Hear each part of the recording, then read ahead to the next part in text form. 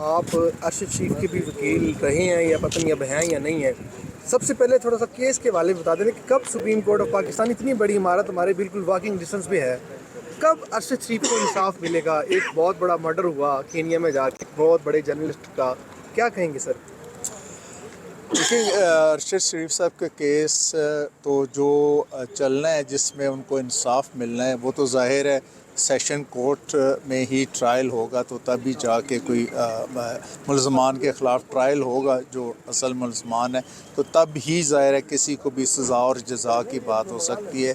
ویسے supreme court میں ہم نے ان کے جو معاملہ پینڈنگ ہے, جو میری رائے میں سپریم کورٹ میں یہ معاملہ نہیں ہونا چاہیے تھا, اور اسی وجہ سے جب میں ان کے وکیل کی حیثیت سے پہلے دن ہی پیش ہوا تھا تو میں نے کہا تھا کہ آپ انویسٹیگیشن کو سپروائز نہیں کر سکتے, یہاں ایک لحاظ سے وقت ضائع ہو رہا ہے, اور آپ انویسٹیگیشن جو مجاز ادارہ ہے اس کو کرنے دیں.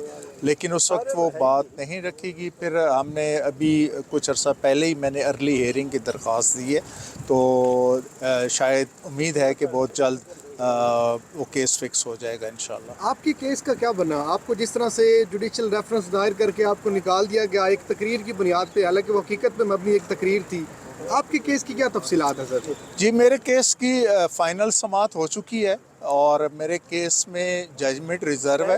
آخری جو سماعت تھی وہ 23 جنوری 2024 کو ہوئی تھی, اور اس وقت جو 5 رکنی بینچ تھا headed by honourable chief justice صاحب, انہوں نے وکلاء سے کہا تھا کہ 3 ہفتے کے اندر انہوں نے 3 کویشچن فارمولیٹ کیے تھے کہ ان کا ہمیں تحریری طور پر جواب دے دیں.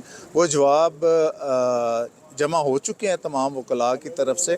اب امید ہے کہ چند دنوں میں ججمنٹ اناؤنس ہو جائے گی انشاءاللہ. کیا لگتا ہے پاکستان کی سب سے بڑی عدالت جنرل ریٹائرڈ قمر جاوید باجوہ اور جن لوگوں کا آپ نے نام لیا ان کو سزائیں دے گی؟ کیونکہ ریسنٹلی مولانا فضل الرحمان نے بھی ایک بہت بڑا ایلیگیشن لگایا کہ vote of no confidence general retired Qamar Javed Bajwa کے کہنے پہ ٹیبل کی گئی. اس حوالے سے دیکھیں, اگر میں نے جب یہ بات کی تھی 21 جولائی 2018 کو, اور اس میرے الزامات کی روشنی میں اگر اس وقت کے جو کردار تھے ان کے خلاف انکوائری کر کے متعلقہ عدالتوں میں ان کے معاملات کو بھیجا جاتا, تو شاید آج جو ہم صورتحال اس وقت اس الیکشن کے میں دیکھ رہے ہیں, یا اس الیکشن کے صورت میں سامنے آئی ہے, شاید اس طرح کی صورتحال سامنے نہ آتی. سر, ایک سرخی تھی ایک بین الاقوامی اخبار میں لگی, کوٹس آر بچز آف ریچز, اس سے آپ کس حد تک؟ نہیں, میں اس بات سے بالکل نہیں اتفاق کرتا. This is an effort to malign the judiciary وچ از ایبسولوٹلی انکریکٹ. حالیہ الیکشن, آخری سوال, حالیہ الیکشنز کے حوالے سے آپ ماہر قانون دان ہونے کی حیثیت سے کیا کہیں گے؟ کیا یہ فری اینڈ فیئر ہوئے ہیں؟ کتنی شکایات آپ سمجھتے ہیں بالکل درست مانی جا رہی ہیں؟ میں نے, میرا خیال ہے ابھی اس سے پہلے والے سوال میں وہ آپ کے متوقع سوال کا جواب دے دیا تھا کہ اگر 2018 میں کی گئی دھاندلیوں کا اور اس وقت کے کرداروں کو کیفر کردار تک پہنچا دیا جاتا, تو آج 2024 میں اس سے زیادہ قسم کی جو چیزیں سامنے آئی ہیں وہ سامنے نہ آتی. دنیا میں جو عدلیہ کی ریٹنگ ہے تنزلی کا شکار ہے, ہم دنیا میں سب سے پیچھے نمبروں پہ آتے ہیں اور مزید تنزلی میں جا رہے ہیں, ایسا کیوں ہے؟ عدلیہ کیوں ہے؟ پہلے ہمیں یہ دیکھنا ہوگا جی کہ پاکستانی قوم جو ہے وہ دنیا میں اس کی کیا ریٹنگ ہے.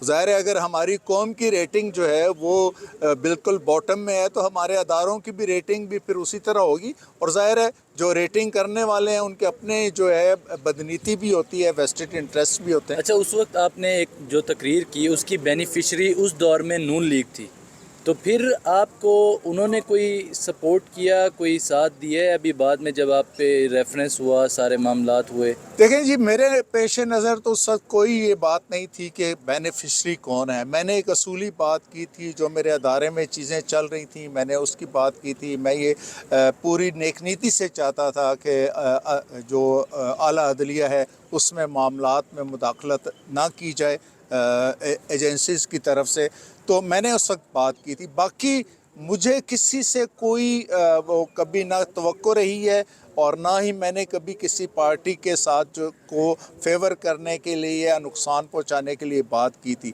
میں اپنے عہد کا پابند تھا بطور جج, اور آج بھی میں اپنے ضمیر کے سامنے پوری طرح مطمئن ہوں الحمدللہ. میں آج بھی یہ بات آپ کے سامنے اسی لیے بھی کہی ہے کہ اگر 2018 والی کرداروں کو کیفر کردار تک پہنچا دیا جاتا تو آج جو 2024 میں جو کچھ ہم نے دیکھ رہے ہیں یہ کچھ نہ ہوتا. سر بطور جج آپ کیا سمجھتے ہیں کہ پہلے الزامات لگتے تھے, اب لیاقت علی چٹھا بطور گواہ سامنے آئے ہیں اور انہوں نے جو انکشافات کیے سر وہ آپ کے نوٹس میں. سر ان کے انکشافات کے بعد آپ کو کیا لگتا ہے کہ انتخابات کی کریڈیبلٹی کہاں تک ہوئی اور اس بیان کی کیا اہمیت کیا ہے؟ دیکھیں, اگر تو لیاقت علی چٹھا صاحب جو کمشنر راولپنڈی تھے ان کو الیکشن کمیشن کی طرف سے کوئی ذمہ داری سونپی گئی الیکشن ایکٹ کے تحت یا الیکشن رولز کے تحت, اور پھر اگر جو کچھ انہوں نے ڈائیولج کیا اس کی کوئی امپورٹنس ہے, لیکن اگر ان کے پاس الیکشن کے حوالے سے کوئی ڈیوٹی نہیں تھی تو پھر تو ان کی اس کے اس بیان کی کوئی حیثیت نہیں. ٹھیک, تھینک یو.